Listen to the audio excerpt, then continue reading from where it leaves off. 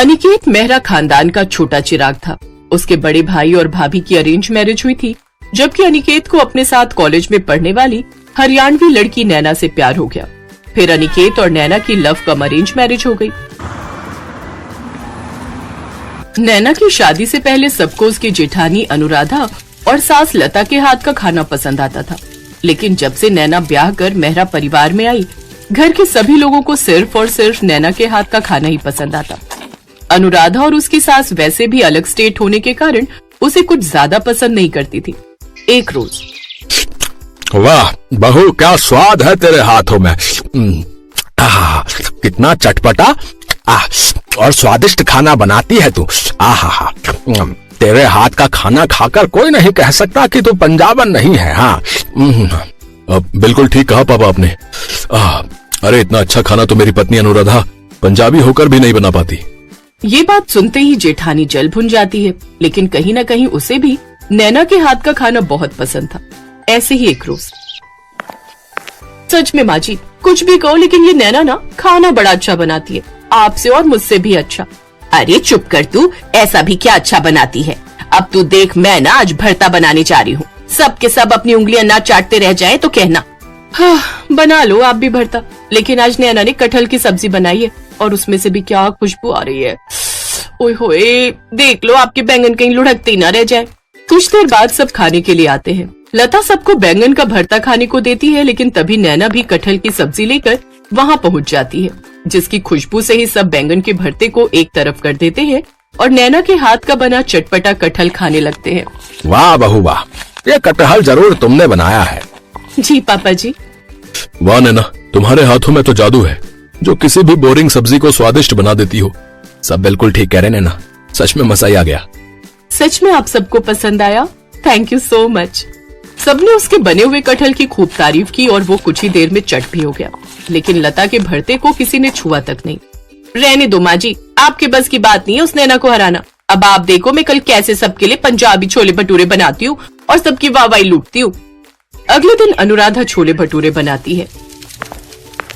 अरे बड़ी बहू, अभी तक तेरे छोले भटूरे बने नहीं क्या? बस माँ जी कुछ देर और अब बढ़िया खाना बनेगा तो समय तो लगेगा ही ना। आप चक्कर बताओ कैसा बना है। वाह, बना तो काफी बढ़िया है। चल अब जल्दी से परोस दे। अनुराधा सबको छोले भटूरे परोसती है। सब खा ही रहे होते हैं कि तभी नैना मंदिर से आ जाती है। अरे ये क्या भाभी, आपने छोले भटूरे क्यों बना दिए? मैं तो सबके लिए पाव भाजी बनाकर गई थी, वो भी नींबू डालकर चटपटा सा।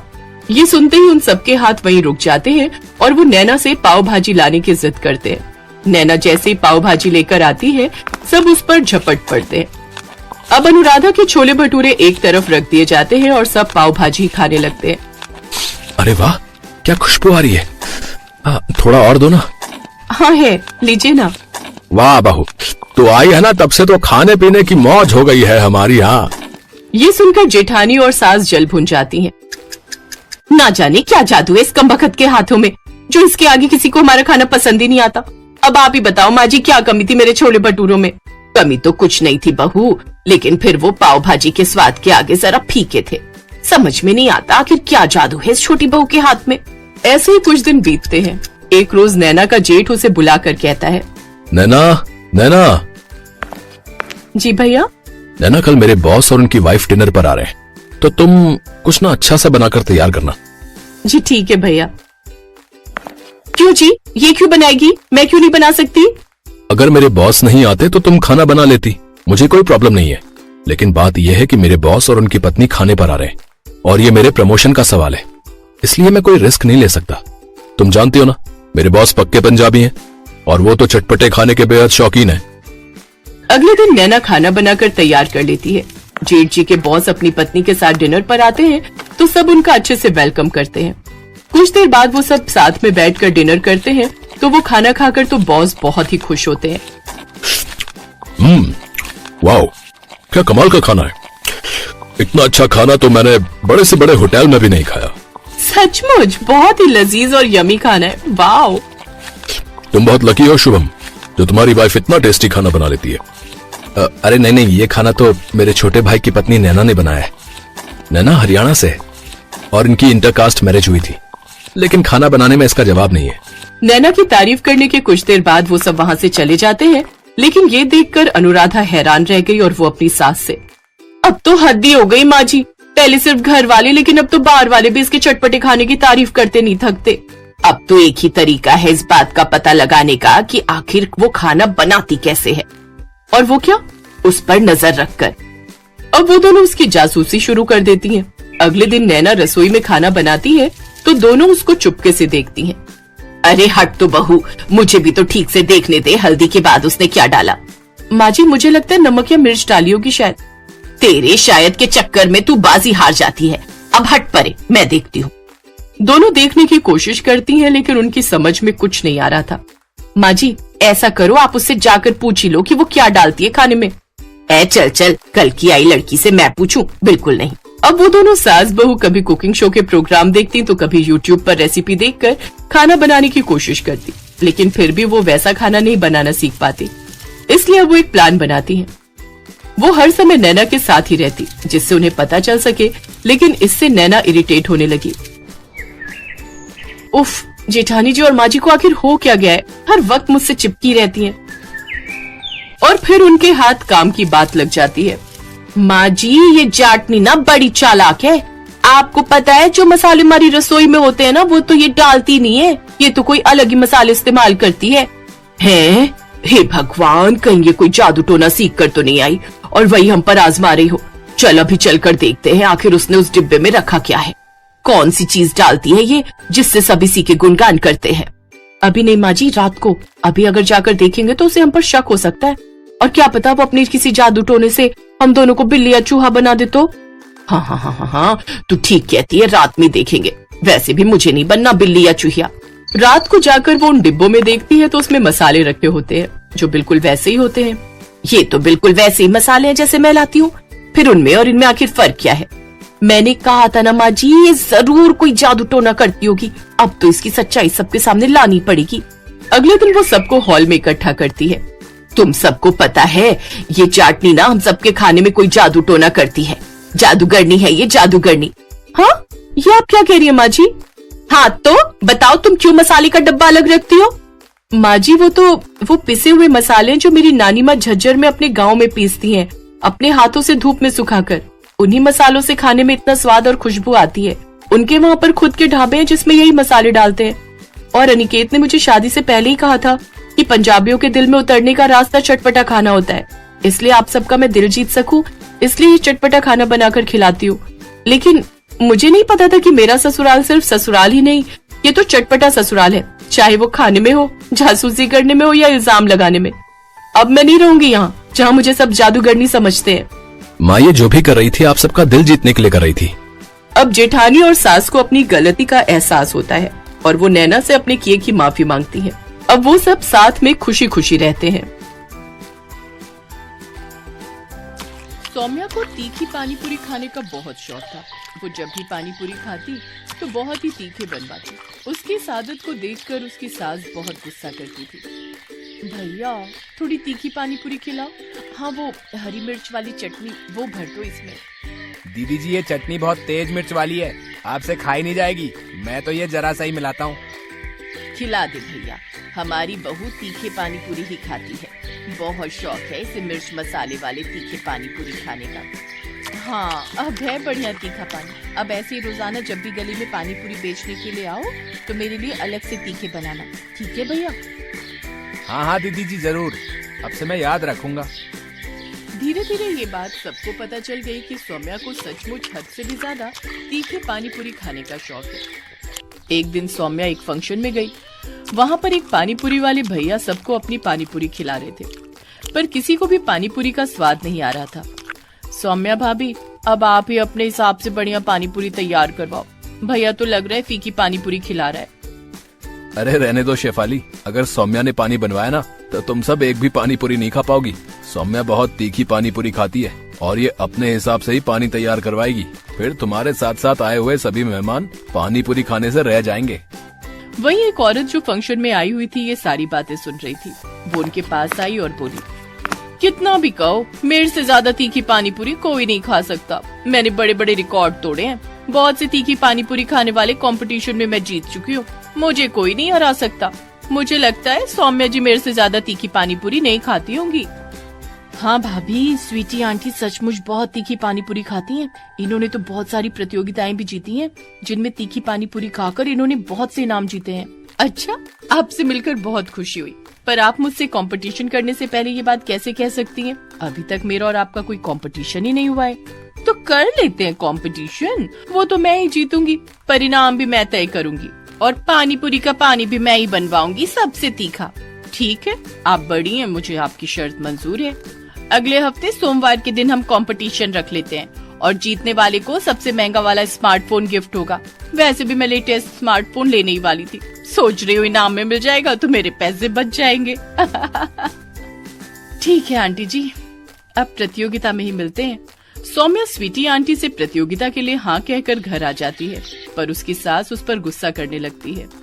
बहू, अगर तुम प्रतियोगिता में हार गई तो तुम जानती हो तुम्हारा फालतू का नुकसान हो जाएगा। इतना महंगा स्मार्टफोन उसे मुफ्त में दे दोगी। तभी तो मैंने इस प्रतियोगिता के लिए हाँ की है। मेरा भी मन है कि मैं एक बढ़िया नया फोन लूं। अब मैं तुमसे कब से कह रही थी कि मुझे स्मार्टफोन दिलवा दो, तुमने तो दिलवाया नहीं। मैंने सोचा मैं खुद ही ले लेती हूँ, और अब जब सामने से ऑफर आ रहा हो तो भला मैं मना कैसे करती। और माँ जी, क्यों आपको अपनी बहू पर विश्वास नहीं है? आपको पता है ना मैं कितनी तीखी पानी पूरी खाती हूँ।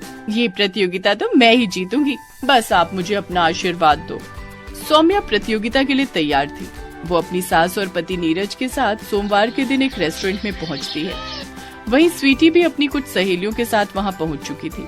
स्वीटी और सौम्या तीखे पानी पूरी खाने की प्रतियोगिता शुरू करती हैं। स्वीटी को लग रहा था कि उसने पानी इतना ज्यादा तीखा बनाया है कि सौम्या एक भी पानी पूरी नहीं खा पाएगी। पर ये क्या, सौम्या तो झटपट सारे पानी पूरी खाती जा रही थी। आपको नहीं पता कि आज आपने किससे पंगा ले लिया। ये मेरी बहू है, सबसे ज्यादा तीखे पानी पूरी खाने वाली बहू। मेरी बहू का इनाम तैयार रखना। स्वीटी ने अपने हिसाब से पानी बनाया था, हद से ज्यादा तेज और तीखा मसाला। कुछ ही देर में स्वीटी की तो आंख और कान से धुआं निकलने लगा। पर ये क्या, सौम्या तो पानी पूरी खाना रोक ही नहीं रही थी, और आखिरकार सौम्या तीखे पानी पूरी खाने की प्रतियोगिता को जीत जाती है। मजा आ गया, इतने चटपटे तीखे पानी पूरी थे ना। कमाल का पानी बनाया था आपने स्वीटी आंटी। वैसे मेरा लेटेस्ट फोन जो इनाम में मुझे मिलने वाला है, उसके आप मुझे पैसे ट्रांसफर करेंगी या खुद खरीद कर देंगी? तुम पसंद कर लेना, मैं पैसे दे दूंगी। Okay, no problem. नीरज, मैं सोच रही थी आप ऑनलाइन बोल रहे थे ना वो लेटेस्ट आया एक फोन, हम वही ले लेते हैं। आंटी जी मुझे अकाउंट में पैसे दे देंगी। सौम्या की बात सुनकर उसकी सास और पति दोनों उसके साथ हंस देते हैं। उस समय स्वीटी आंटी का मुंह सचमुच देखने वाला था।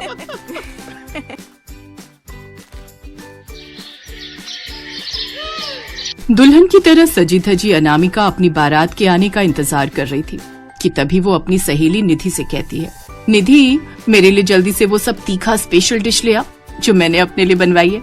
याद है या भूल गई? अच्छे से याद है मुझे, तेरी स्पेशल डिश। रुक, अभी लेकर आती हूँ। निधि अनामिका के लिए उसकी पसंद के बनवाए हुए तीखे मिर्च के पकौड़े लेकर आती है, और वो भी तीखी चटनी के साथ। मिर्च के तीखे पकौड़े और तीखी सब्जी रोटी देखते ही अनामिका के मुंह में पानी आ जाता है। ला ला ला, जल्दी जल्दी मेरे तीखे तीखे पकौड़े। मुंह में पानी आ गया। तभी वहाँ उसकी माँ सुमन भी आ जाती है। आज के दिन तो तीखा खाना छोड़ दे बेटी, नहीं तो विदाई के समय मुश्किल हो जाएगी। माँ, अब आज मेरी शादी है, आज तो मुझे मत टोको। अच्छा ठीक है, आज खा ले, लेकिन ससुराल जाकर अब ये तीखा खाना और बनाना छोड़ दे। और हाँ, वहाँ सब्जी भी जरा कम तीखी बनाना। तुझे तीखी सब्जी पसंद है, इसका मतलब ये नहीं कि सभी को पसंद हो। अनामिका से तो ऐसा कभी हो ही नहीं सकता माँ। आप एक बार अनामिका को ससुराल की रसोई में पाँव तो रखने दो। सबको तीखा खाने की आदत ना डाल दी तो कहना। हाँ हाँ, वो मैं अच्छे से जानती हूँ। तीखी सब्जी खाए बिना तो तेरा पेट भरता ही नहीं। अनामिका को तीखा खाने का बहुत शौक था, और खासकर तीखी सब्जी बनाना और खाना तो उसे बड़ा पसंद था। जब तक तीखी सब्जी में अच्छे से तीखा और नमकीन ना हो, तब तक उसे खाने में स्वाद ही नहीं आता। और अपने इसी शौक के चलते उसने ढेर सारी तीखी रेसिपी सीख रखी थी। शादी करके अनामिका ससुराल आ जाती है। ससुराल आने पर अनामिका अपनी पहली रसोई में सबके लिए हलवा बनाती है, जिसकी सब बहुत तारीफ करते हैं। लेकिन फिर बारी आती है दिन के खाने की, तो अनामिका सोच में पड़ जाती है। फिर वो अपनी पसंद का कुछ ऐसा तीखा खाना बनाने का सोचती है। कुछ ऐसा तीखा बनाती हूँ कि सबको पसंद आ जाए। वैसे भी सुबह मीठा खाकर अब तो तीखा होना ही चाहिए कुछ, लेकिन बनाऊं क्या? हाँ, हरी मिर्च की तीखी कढ़ी और चावल बनाती हूँ। यही सोचकर अनामिका दिन के खाने में तीखी कढ़ी और चावल बनाती है, लेकिन जैसे ही वो अपने सास ससुर पति को वो खाना परोसती है तो पहला निवाला खाते ही उन सब का मुंह जलने लगता है और वो सब बेचैन हो उठते हैं। अरे पानी दो जल्दी, पानी। ओहो, अरे ये क्या बना दिया बहू। अरे विमला जल्दी से चीनी लाओ भाई, नहीं तो पल भर में ही सारा मुंह जल जाएगा। लगता है बहू ने पूरा मिर्च का डब्बा ही उड़ेल दिया है इसमें। हाँ, यही लाई। माँ मेरे लिए भी ले आइए। विमला अंदर से चीनी का डब्बा लाती है और सभी पानी पीने के बाद चीनी खाते हैं। उफ, ये क्या बना दिया बहू, इतनी तीखी सब्जी। माँ जी, ये कढ़ी भले ही तीखी है लेकिन है बड़ी स्वादिष्ट, आप खाकर तो देखिए। क्या खाक स्वादिष्ट है, इतनी तीखी सब्जी भला कौन खाता है। जाओ हमारे लिए पुलाव बना कर ले आओ।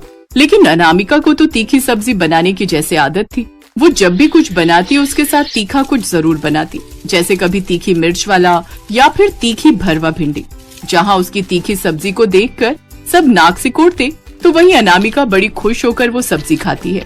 आहा, भरवा भिंडी, वो भी ढेर सारी लाल मिर्च डालकर, मजा ही आ गया। बहू, तेरा यूं रोज रोज तीखी सब्जी बनाना और खाना ठीक बात नहीं। तू जानती है ना तीखा खाने से सेहत पर बुरा असर पड़ता है। माँ जी, सच कहूँ तो मुझसे नहीं खाया जाता ये बेस्वाद कम मसाले वाला खाना। अरे जब तक नाक कान से धुआं न निकल जाए तब तक खाना खाना थोड़ी न हुआ। विमला को अनामिका का तीखी सब्जी बनाना पसंद नहीं था। सभी घर वाले अनामिका को इसके लिए खूब समझाते, लेकिन अनामिका को तो बस तीखी सब्जी बनाना ही पसंद था। ऐसे ही कुछ दिन बीतते हैं। एक रोज अनामिका का पति सौरभ अपना पेट पकड़कर घर आता है। अनामिका, बहुत जोरों की भूख लगी है, जल्दी से कुछ खाना बना दो, लेकिन हाँ तीखा जरा कम रखना। अच्छा ठीक है बाबा, नहीं बनाऊंगी तीखा। जिसे देखो मेरी तीखी सब्जी के पीछे ही पड़ जाते हैं। अब तुम इतना तीखा खाना बनाती हो तो सब टोकेंगे ही ना। उसे तीखा नहीं चटपटा कहते हैं, चटपटा। अच्छा मेरी माँ, अब जा और कुछ बनाकर ले आ जल्दी से, मेरे पेट में चूहे कूद रहे हैं।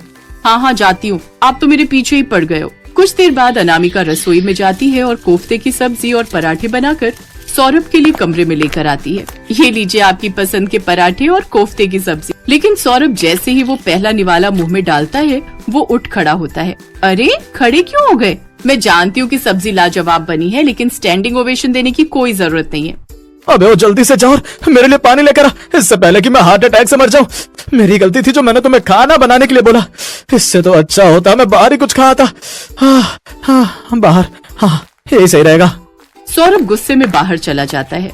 फिर एक रोज, बहू कल तेरी चाची सास किसी काम से शहर आ रही है, तो तू रात के खाने की अच्छे से तैयारी कर लेना, और ऐसा करना खाने में आलू पूरी और मटर पनीर बना लेना।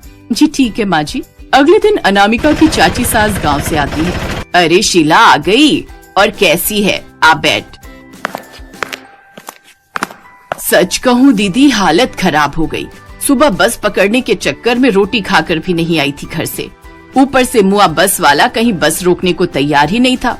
बस में खाली पेट बैठे बैठे तो जैसे अंतड़ियां ही मड़कने लगी थी। अब तो ऐसा लग रहा था कब मैं यहाँ पहुँचूं और नई बहू के हाथ का कुछ खाऊं।